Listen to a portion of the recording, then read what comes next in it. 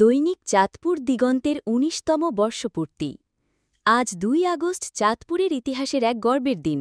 সত্যপ্রকাশে অবিচল স্লোগানকে ধারণ করে ২০০৬ সালের এই দিনে দৈনিক চাঁদপুর দিগন্তের যাত্রা শুরু হয়।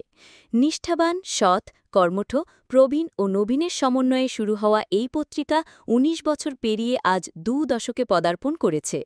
অর্থনৈতিক, রাজনৈতিক ও নানাবিধ প্রতিকূলতা পেরিয়ে চাঁদপুরবাসীর হৃদয়ে জায়গা করে নিয়েছে সর্বাধিক জনপ্রিয় সংবাদপত্র হিসেবে।